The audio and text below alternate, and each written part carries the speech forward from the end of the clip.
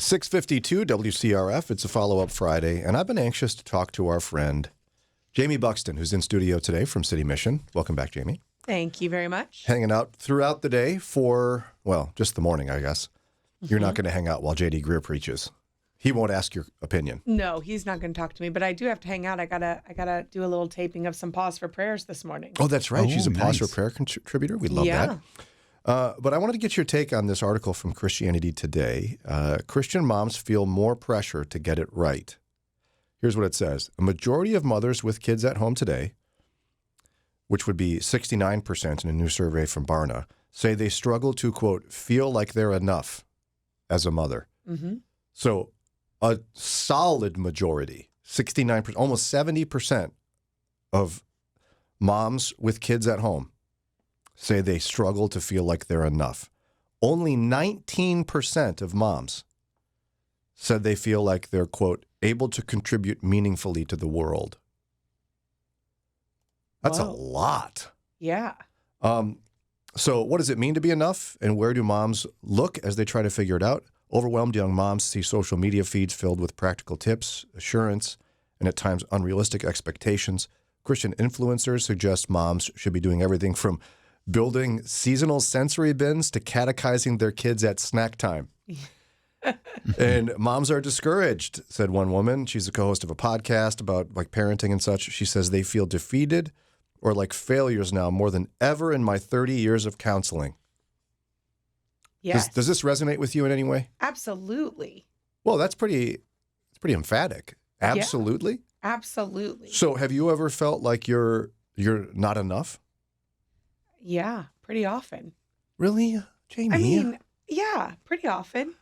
Help us understand that, because we've got a lot of folks listening who are grandparents maybe, or maybe not parents yet. Mm-hmm. What do you mean you don't feel like you're enough? You're Jaime Buxton. You got beautiful boys. You got a husband who loves you. Yes, and I don't. Yeah, and I love my life. Yes, but I do think social media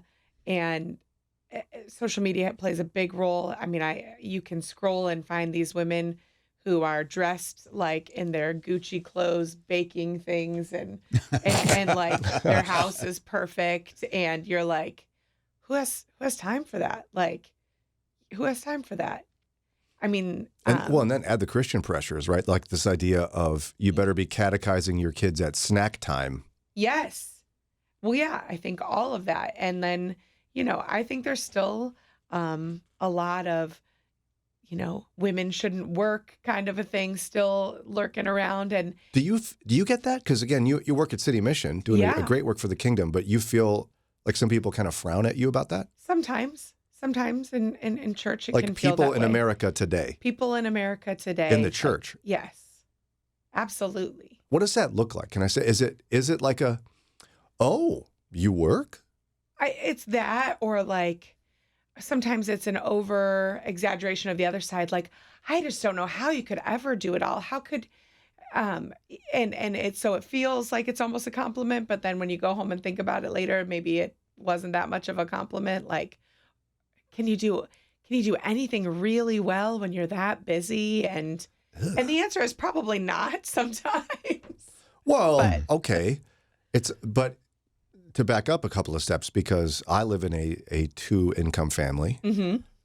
I work in ministry. Right. So, hello. So that being the case, this is not 1950. Right. I don't come home and read the paper with my sweater on over my dress shirt and then, watch television. Right. You have a partner in Sean Absolutely, yeah. Mm-hmm. who's working very hard. Yep. And while it's, yes, we need the two incomes, I like the kind of mom that I am because I work and I have outside perspective. I love the ministry that I'm a part of. And I know you feel the same way, Brian. Like, I love that I get to make an impact in that way and an impact in my home. I just do. And so you would choose to, whether you had to or not. Yes. And see, there's some Christian women who would say, what are you thinking? Yeah. The proper place for a woman, really, even if society says it's different, Mm-hmm. is she should be raising her children full time. Right. And I that's not for me. Is that where some of those feelings you think of not being enough come from? Yeah, I do think so. I think attitudes like that make us question, is something wrong with me because I feel this way? Or, um, you know, am I not enough of a Christian because I don't see it that way? Or I think, yeah, I think women are more susceptible to that anyway. Um, yeah. And yet, you're a woman who doesn't just exude confidence. You have a lot of confidence. You're an extrovert. Hmm.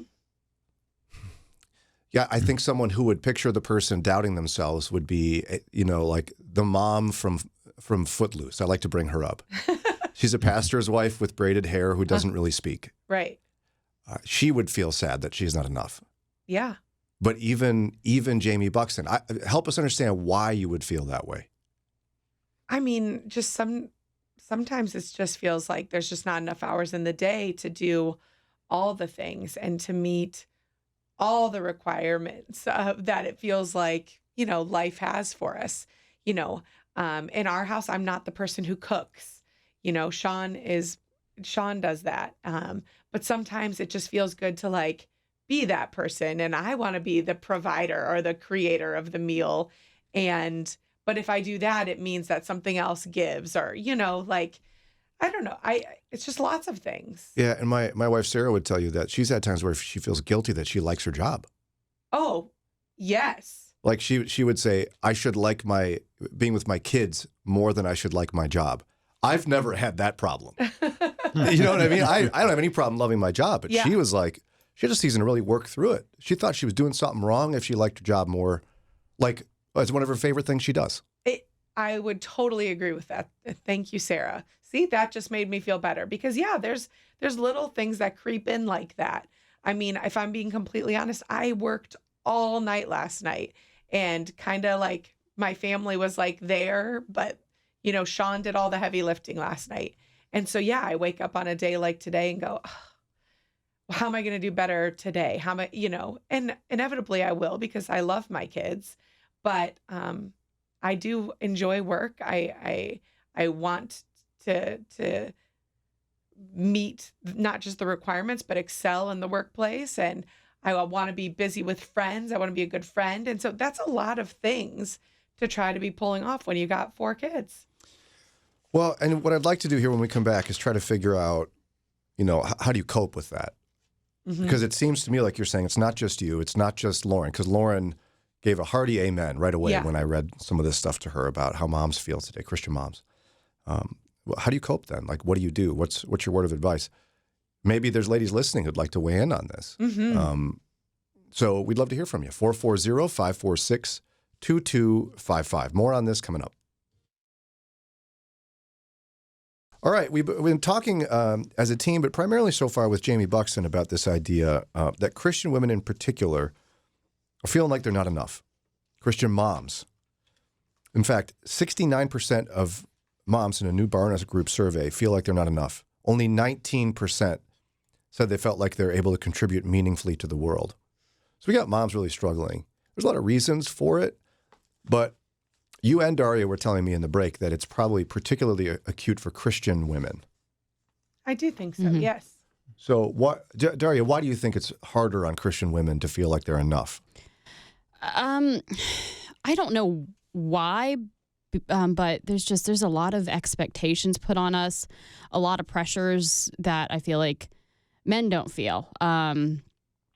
Particularly when it comes to, you're going to be a mom, you're going to have, and you need to be the right kind of mom. We can't have different types of motherhood within our Christian circles and different types of families. Yeah, it's like someone created an ideal that doesn't exist in the Bible, but it's made a cultural ideal, and if you don't meet it, Yeah. I'm so sorry. But you see this as well, right? Like Christian women seem to have it worse. And you were sharing with me a funny thing from, is it TikTok or Instagram or something? That illustrates that it's harder on Christian women, not Christian men in this area as a mom. Yeah. Share that. Well, not the audio, but just tell us about it. I don't know that she's a Christian, just Well, it doesn't to be matter. honest, but I think it's a really funny song because the mom goes on and says she lists like the 20 things they did to get out the door, and they go to the park, and then a woman at the park sees the dad pushing a kid at the swing, and it's like, you're such a good dad. But the mom like put out so many fires and packed the snacks and got the kids in the car and got them dressed and all of the things. And oh, you're such a good dad. It seems like the expectation. And I guess, Brian, really, we could switch this whole conversation. I think it's a little sad how low our expectation is for dads when we see a man out and we're like, oh, you've got the kids today? Oh, Or you're no, they'll say watching you're them? babysitting Yeah, the kids. Yeah. You know, It's like insulting, that's- to be honest with you. I'm sure it is. I'm sure it is. It should be. I've had a number of situations where it's like people are trying to be nice, but it is insulting. It's like, oh, you babysitting? No, I'm not. These are my kids. Right. They're my children. I'm not getting paid for this. No. And I was telling you, there was a time I went even to a grocery store, and I do the bulk of the grocery shopping and cooking in our family because of our schedules and just because it's my way of working with my wife to raise our family. Yay. I need the bell. Ding, ding, ding, Ding, ding, ding, ding. And I was going to kind of dial it back a notch for dinner that night, and I picked up some manwich to make sloppy joes because guess what? The kids like sloppy joes. I love And I don't a want to hear good complaining when I make something fancy, which happens. And the woman behind the counter was like, oh, Dad's cooking tonight. I see. Oh, whenever Dad cooks, it's pizza and ice cream. And I wanted to punch her kind of, but I'm a Christian, so I didn't. I appreciate that. It's insulting. Yeah. Yeah. And It's go ahead. overly high expectations for women and insultingly low expectations for men. Like literally all they have to do is exist and, oh, you're the best thing ever. So then how do you all cope with that, ladies? Like, Jamie, how do you cope with these feelings of not being enough in a society that seems to expect so much of you as a Yeah. Christian woman? So I hope this doesn't come as a big surprise to you. I like to just be honest about stuff. And I like to be able to laugh at myself and the things that end up being harder than you thought they were going to be. I love pouring into young moms or even pre-moms, just young women being honest about like what? Give us some examples. So I've got a brand new coworker. She's not brand new to the mission, but she's on my team now. So there's 2 of us in community engagement. And she is about to have her first baby. And I'm like, I want to be able to tell you the things that nobody else is going to tell you. Like, there is going to be a day, forgive me for saying this on the radio, Lord, where you might just feel like, I just want to throw this baby out the window. Like, Yeah. because you don't know what else they could possibly want. And I remember when that day came for me. And it's okay. And you're not going to throw the baby out the window. And we're going to pray that you're not, or, but like, it's okay to like have a feeling like that. Thank you for your honesty. Yeah. I'll never forget it. I happened to be at home with my son, Micah. My mom was in another room visiting and Micah just wouldn't stop crying. And I screamed, I like yelled back at him, not like a word or anything. I just went, ah, back. My mom comes flying into the other room because she thinks that I have indeed thrown the baby out the window. And I just was like, I just yelled, and guess what? He stopped crying and fell right to sleep. Oh, I mean, I had one of my kids, whenever you try to change his diaper, he'd kick. Oh, And he wouldn't stop kicking. You could hardly get this thing on the kid. yeah, And guess what? I would occasionally get angry at my son. yeah. Didn't hurt him. No, But I felt feelings of anger to a baby. yeah, And I was like, sorry, Lord, but this is very frustrating. yeah. I just think being honest about those little things so that like I want to do my part to kind of like bring those pressures down and just be like, some of this is really hard. And sometimes you will say to your family, it's make your own dinner night. And does that mean your kids eat granola bars and Halloween candy and maybe cereal? Yep. There's going to be those days. And that's okay. And guess what? Your kids actually love that day. Just so you know. My kids love it more than when I try to like make cookies and be all cutesy and like be an Instagram mom. They actually ask for it. Can it be cereal for dinner night? It doesn't happen all the time, but it's okay. It's okay to have those nights. My favorite dinners growing up were when mom was just too tired, so it was pancakes and eggs. Loved those nights. I love breakfast for dinner night. Oh, yeah, breakfast for dinner is big time. Yeah. And there's even this is a harder one, but for Christians, there's pressure on Christian parents to essentially have a Bible study every night. Mm-hmm. And if you don't have a Bible study with your kids every night, what's wrong with you? Right. dare I say, sometimes the pressure is bordering on we need to indoctrinate our kids, Yeah. where this might sound like an excuse, but I think big picture, the bigger moments for my older kids and I felt more successful as a Christian parent when I've been able to demonstrate what it means to be a follower of Jesus Mm-hmm. in their earshot or eyeshot than it has for me to force them to memorize Bible verses. Right. And I've struggled to do the like devotional type stuff because when you got 5 kids, one of them is passing gas while you're trying to do it. The other one's giggling. The other one is screaming. And so, one's not even there because it's a sport or whatever. Yeah, I get it. And then you hear someone go, yeah, well, last night we had devotions with my 3 children. We sat around the fire and then we sang worship songs. And I go, God bless you. I'm glad you can do that.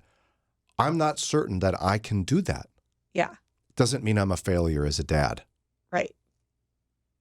Do you resonate with this? I totally.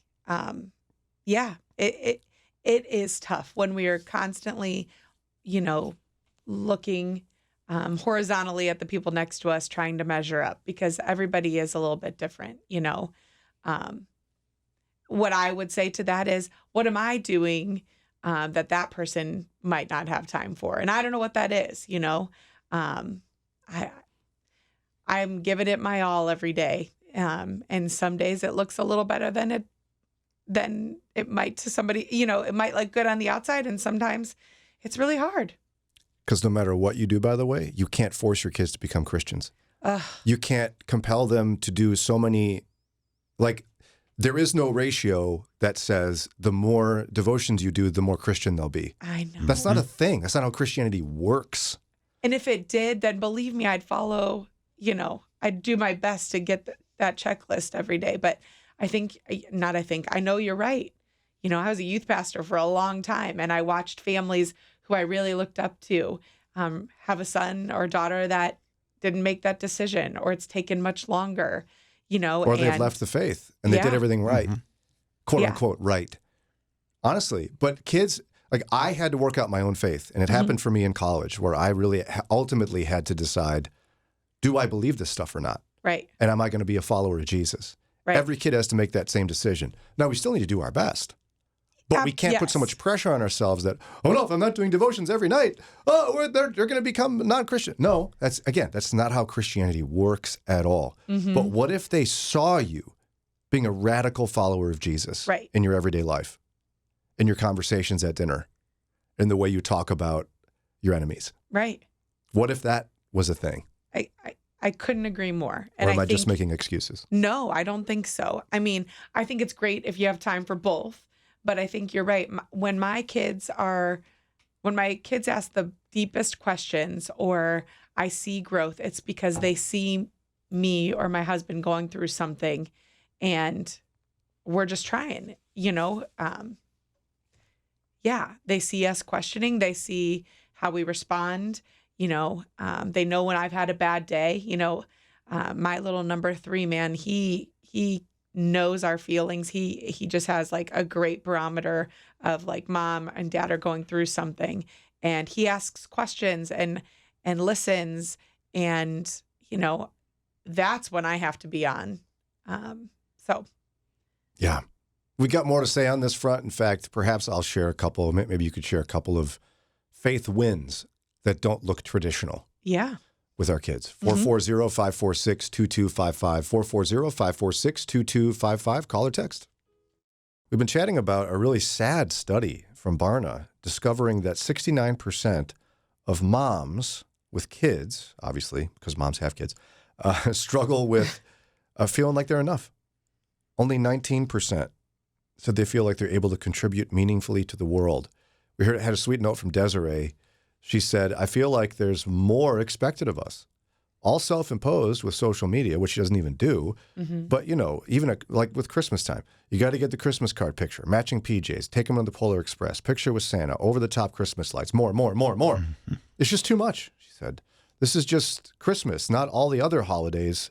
It feels like kids are more active in sports and music due to trying to keep up with kids in the world and other devices. It's just life has become more and more and more. Mm-hmm. And she's right. I've sensed that too. But I think you and I are trying to share some reality of Christian parenting that's not fitting the archetype, but isn't failure. Right. So we do not do daily devotions in my family. We don't either. For a number of reasons. If you do it, I think that's great. Mm-hmm. I don't, honestly, I'm cheering for you. I'm not better than you. You're probably better than me. But we have had faith wins that I feel really good about. One of them doesn't sound like a win, but I think it is. I had a kid one time look at me when I got kind of angry about something. I forget what it was. And one of the kids looked at me and goes, you know, you're not a very good example of a Christian, Dad. Oof. Ooh. Yeah. Wow. That one stung a little. Ouch. But guess what we did? Mom and kid and I sat down, and I was emotional, Mm-hmm. and I explained that he's right. I'm not a Mhm. good example of a Christian Mm. because here's the gospel. And I got a chance to share the gospel in a very clear way that exemplifies my brokenness. Mm-hmm. I felt like that was a win. That's definitely a win. It's pain, but it feels like a win. Mm-hmm. Another win I had, and I have to be careful, you know how careful you have to be with kids, because I don't Yeah. want to share stories about individual kids and have people know and such, because their friends or parents listen and such. But we had a situation with my kids at school where somebody was bullying one of my kids, Mm. and that kid probably could have been expelled for what they were doing. Mm-hmm. And one of my kids was venting about it, like hoping this kid would be expelled. And I very calmly looked at him and said, actually, your mom and I have talked about this. And if the administration moves in that direction, we're going to go in and ask them not to do it, to Mhm. extend mercy to this kid. And my child was not happy. They were offended, freaked out. Mm-hmm. And I said, let me explain to you why. And it was a moment to explain the gospel and giving someone they don't deserve, what grace is. Mm-hmm. And when I finished doing this, and this was the only time I think with this particular child I've been able to have a very clear gospel-centric conversation in a relevant life way right now. Mm-hmm. And when I finished explaining why, in light of the gospel, this kid started weeping. Yeah. Not because they were wrong, but because the gospel is beautiful. Mm-hmm. Again, Brian didn't do daily devotions. But I feel like that was a win. Mm-hmm. I feel like those are wins. Now, I for don't want to sure. compel you to do the same thing, but if you had a story you could share, or maybe Daria, you remember something, or Ron, you remember something from your families where that can be the case. But we've got to, I think far too often what Christian ministries do / Christian radio is make everyone listening feel guilty that they're not good enough. Mm-hmm. This article's talking about that. It's like, I got into Christian radio mostly for that reason. Because I kept Right. hearing people like, well, that was Chris Tomlin. And by the way, last night in our family devotions, my 3-year-old was talking about predestination, and I just couldn't believe it. It was so wonderful. And then I said, all right, children, bedtime. And they just said, thank you, Daddy, and went to bed. Yeah. And then I listened to that and hear, oh, I am horrible. Right. And life doesn't work like that very often. Mm-hmm. I don't know that I have like an actual story, but I That's can okay. say at least twice a week, I mess up big. I lose my temper. I say something. You just fill in the blank with anything. And the sweetest moments are, oh my gosh, I need to go back and just apologize to this child. And those are the sweetest moments. I hate what gets us there every time because it is me losing my temper in some sort of way. Yep. Or it's not even temper so much as like, I think kind of like what Desiree's saying, I have these like holy expectations, like that this is the way we're supposed to behave and you've embarrassed me and we've fallen short of that. And then I am so disappointed that I take it out on you. Disappointment is a hard thing. And so just the sweet conversations of like, I'm so sorry that I reacted that way. And the forgiveness that, You're demonstrating the gospel. yes, Repentance, yes, restoration. all of it. And It's hard to do. Mhm. it is so hard. Because a lot of us didn't grow up with that. Yeah. I mean, but just know that if you're a parent who's struggling and you haven't apologized because you don't know what that looks like, gosh, it's like the most precious gift that your kids give back to you. Because, so far, they've given me grace, and the precious conversations that are able to come out of that. And I hope those are the things that they're learning down the road, right? And I guess even more than that is when I lose it with my husband, if I've done that in a way that our kids are privy to, which you hate, but it happens. It happens. No, it does. You know, happens to us too. they also need to see us talk about it in front of them too. If the argument happened in front of them, we can't go whisper and apologize in private. Or if you do, then you talk more in front of the kiddos, because they need to see that too, that it's give and take, and that both parents have forgiveness and can bestow grace. So that's where the rubber meets the road on demonstrating to our kids what it means to follow Jesus. yes. Again, it also includes making sure they're literate in Scripture, Yep. taking them to church. All those things are important. Mm-hmm. But I think it's more important to show them the gospel than indoctrinate them and make them memorize Scripture. Mm-hmm. Yeah. That's just me. 7:33, time for a quick break. We got more Follow-Up Friday coming up.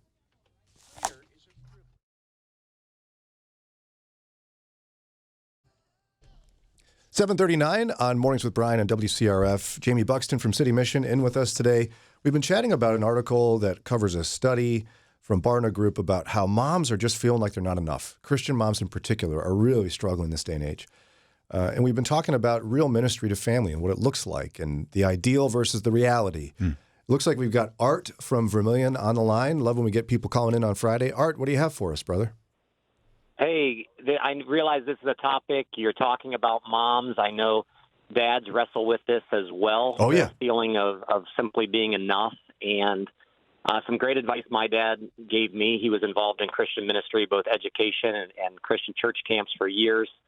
God first, wife second, children third, Christian ministry fourth, with the idea that your wife, your family, all of that is your ministry. And your vocation, your job, all falling into that line. I think one of the struggles I have as a husband is that my wife comes before my children. Now, it may not be popular in some circles, but the Bible describes a marriage as a complete tree. The children are the fruit, the addition to it. I think husbands reinforcing with wives that idea that, hey, you are my priority. And then with the children, I'll just tell you, man, with 3 kids, active kids, there is always one more activity for them. There's always one more soccer team. Oh, yeah, one more brother. group to join. Yeah, and you know, we kind of hammer teens sometimes with social media and get your self-esteem from God and not from, you know, this happy picture that you see. As adults, why would we expect it to be any different for us? Yeah. And there's always one more happy-looking family out there that's got the perfect background and setting and hair is done right. And we look at that and we compare ourselves to that as well. So I think just keeping those priorities in line as much as we can, being willing to say no as a Christian, being able to say, here's a good opportunity. It's a good thing, but I'm going to say no to it because it would take away from the great things. It would take away from the main priorities that I have. That's tough, but it's a necessary thing. And, you know, if my wife were here, she would agree with me that for us, it's almost like an annual reset where life gets the best of us and we get too busy. And we have to pause and go, we can't keep doing it this way. We've got to stop and reset. So it sounds like you've had to do that. Oh, absolutely. And I think the thing I wrestle with the most is just this idea of being in a hurry. Hurry, take your shower, kids. Hurry, let's do devotions. Hurry, let's pray so that you can get to bed.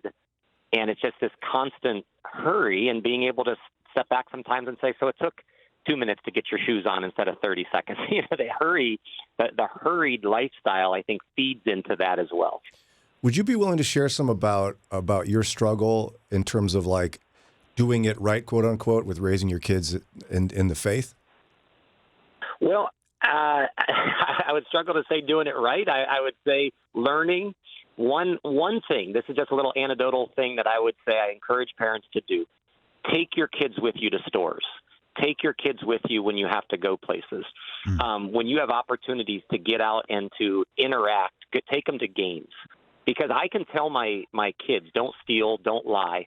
But when the cashier gives you too much change, there's an opportunity. Hey, you know what? You actually gave me $2 more. That's so right. The guy cuts you off, and their kids are watching how you drive, what words you say, what things happen. Those are teaching moments and life moments where it goes beyond just telling them something at the dinner table. You're really getting out there and allowing your life to show, good or bad, really how to respond to situations as they come up. I'm with you on that wholeheartedly. In fact, it's not that the memorization and the devotions are not important. That's not what I'm saying. But I think what you just described is more important. Mm-hmm. Yeah. Yeah. And I think people overlook yeah. it sometimes. And I think one of the big places, quite frankly, is at the dinner table. Like we kind of let our guard down, and parents will even, whether it's political issues, global conflicts, they'll begin to like say stuff that is not indicative of what the Bible expects of us. And their kids see contradiction then. Yeah. Yeah. Yeah. Yeah. And one other thing, I know whenever there's conflict, just a great thing I try to do is ask questions versus make statements. Allow our kids, their wife, or the neighbor that's upset, hey, they're saying something, ask a question that creates a conversation versus just statements that end in a period or exclamation point, because that kind of kills conversation. Yeah. And it's a struggle. We're all learning. I like what the one lady there, I'm sorry, I don't know her name, but she mentioned about she loses it once a week. But your kids see that. Well, what do you do after that? I'm sure when you apologize to them and, hey, Mom didn't handle this well, here's how I should have done it. That is more powerful than a mom being perfect and never making a mistake. Giving yourself a little bit of grace there and saying, hey, this is a teaching moment, even in my own failure, let's say. Thank you for that. Oh, big time. Art, I really appreciate your advice and your encouragement. Yeah, I think it's guys. super important. So God bless you. Thanks for listening, brother. Hey, you too. Have a great day. Thanks. You too. Yeah. I wish more ministry was like this. Like some of my favorite guests we have on the show, Jamie, are people who minister out of brokenness. Mm-hmm. My favorite example is Greg Smalley. I say it probably too often, but he's vice president of family ministry at Focus on the Family. Mm-hmm. And every time he's on, we talk about something he screwed up and restored and the lesson he learned from it. Mm-hmm. That's better than, hello, I am vice president of families in America, and we've done it perfectly. And let me demonstrate to you how I've done so. But far too often, I think we feel pressure in the church to minister out of a place of fake perfection. Absolutely. I think that's it. Like, I've got it all together, so why don't you listen to me? We do it perfectly. That's a lie. It is a lie. Yeah, and why is that what we do in the church? I mean, it really is. How are you doing? People are actually take pause when I'm like, actually, it's been a really rough week. Because they don't want you to say that. No, you want me to say, oh, it's great. Look at my kids. They're here all in a row, and they're dressed for church and smiling and ready to worship. And we were screaming in the car, but, it's okay. Yeah, we fought the entire way here, and, I'm wearing 2 different shoes. And I wish I could change that culture of the church. I don't know how to do it because it's antithetical to what the gospel itself is. The gospel is that we are broken and we're wretched sinners. God saved a wretch like me. It's only Christ that makes us holy in his life, death, and resurrection. And yet sometimes we pretend like once we get saved, we got it all together. And it's just not true. Right. I was at church just a couple of weeks ago. I asked someone how they were doing, and I am by no means accusing him of faking it, but his exclamation of how great he was, I was taken aback. I didn't know how to respond to that. It's almost discouraging to hear someone do that because most of us carry around pain and hurt. Hurting people hurt people. Right. I mean, we could probably all take turns if we weren't live on a radio station and privately share some real struggles we've got right now. Right. And so when someone pretends like everything's perfect, I find that discouraging. I'd rather totally hear agree. brokenness and then how someone's making it through with Christ. Mm-hmm. That helps me. Right. It's 7:47, time for another break here on Mornings with Brian. More Follow-Up Friday coming up in just a minute, 440-546-2255. 7:52 WCRF, Mornings with Brian. Been getting some great text messages and calls and such about our conversation on moms today, and dads for that matter, struggling to feel like they're enough. Christian parents in particular. And we got a call from Anonymous, Daria, that Anonymous didn't want to be on the air, but they had a cool testimony. Yeah. So this mom, she has 5 kids. She was really struck by something you said, Brian, about how you can't force your kids to follow Jesus. You just have to do your best and model what Christ-like behavior looks like. So she said her 2 oldest, one of them became a Satanist, and one heartbreaking ended up going to prison. And she struggled with that, but she said that just through loving them and just through showing them what it means to be a Christ follower, both of them came back to the faith. Awesome. Heartbreaking and awesome. Now, to those listening, that's not always the end of the story, but that's why when people have asked Michael Rydelnik the pastoral question about what do you do in situations like that, when your kid is doing something counter to what you've raised them as in the Christian faith, his answer is very simple. He just says, you love them. You love them. The end. They're your kid. You love them. And it sounds like that's what this mom did. It's hard. It's probably hard to do that. I can't imagine what the mental anguish she was going through. But sometimes I think our children need to see if we really mean it with unconditional love. Do you really mean it? I'm going to test you now. Yeah. Because unconditional love in Christ sounds nutty. It really does. It really does. Those are much more extreme situations, but where I'm living at is, young children still. And my number 3, we say it all the time, like loves one-on-one attention. And he's like the casebook example of like, I'll do whatever it takes to get your attention. And a lot of times that's not great behaviors because all he wants is mom right there. And he can be a lot, and it can be really, really difficult to like respond to him in a calm way. But you're right. He just wants unconditional love. He is my tester for sure. But he's also the first one in my family to have like a pulse on my feelings or my mood or anyone's for that matter. Like, oh wow, it's like an empath of sorts. Yeah, he's like, "Oh, mom, you want to snuggle on the couch? You had a bad day." Aww. Like, but he's the first one to throw me into like a shouting match as well. We call him our Sour Patch Kid. Cute. Yeah. Yeah. Yeah. I appreciate you sharing that. And it is one of those challenges, I think, to show our kids what unconditional, radical love is, because that's what Christ offers us. While we were yet sinners, Christ died for us. Not like, oh, I gossiped once. Yeah. Or, no, like he wanted to make sure it was clear. If you call your brother a jerk, you've murdered him. Right. God is holy. You're a wicked sinner. Right. He loves you so much, he died for you. And we're supposed to demonstrate that to our kids. And that's a hard thing to do, and I think they test us in that, and that's where the heartache comes in. But Anonymous, you know who you are. You're listening now. Thanks for the call and for the encouragement on that front. Some parent needed to hear that. Some parent needed to hear that today. Don't lose hope. Just keep loving your kid. 440-546-2255. It's Follow-Up Friday on Mornings with Brian at 7:56.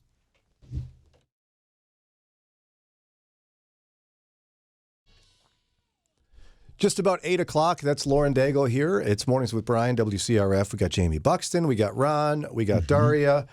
And we've got Follow-Up Friday. We can review some topics from the week, see what you want to talk about. Perhaps you want to pick up the ball from what we've been discussing on how it's really difficult as a Christian parent. Like, we got to stop faking it. It's hard. Right. And we are self-perpetuating because as we fake it, then all the other people think, oh, well, I'm the only one who's having trouble because look around. Everybody else in church is just perfect. Then we need to be able to encourage each other in our brokenness. In fact, something really sweet, I won't go into details, but my wife ran into sweet Dana Eastwood at a wedding a couple of months ago. Oh, yeah. And my wife was able to open up to Dana, and Dana was able to, as a more experienced mom, just encourage my wife.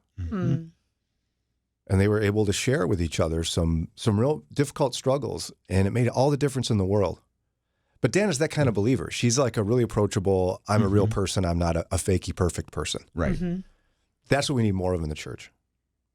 'Cause Agreed. that's what gives people encouragement. I was going to say, if this is resonating with you this morning, tell someone the truth about how hard it is today. Like anyone. I mean, because I feel like, especially someone younger than you, but it doesn't even have to be. Just, I think saying the words out loud, even to a peer, saying, listen to how bad I screwed up and fill in the blank. And I hope that will give you some freedom in this and that there will be encouragement on the other end. But if nothing else, be that person, like you were saying, Ron. It's our job to just admit, like, it's okay that we're not perfect and that we don't have it all together. And then we can celebrate when it feels like we might a little bit have it together. That's right. Because those moments come and it's great. Yeah, it's like, look at me, I did something right. I think I did something right. Yeah. It's amazing. 8:01, time for Ron's News. More follow-up Friday coming up, 440-546-2255.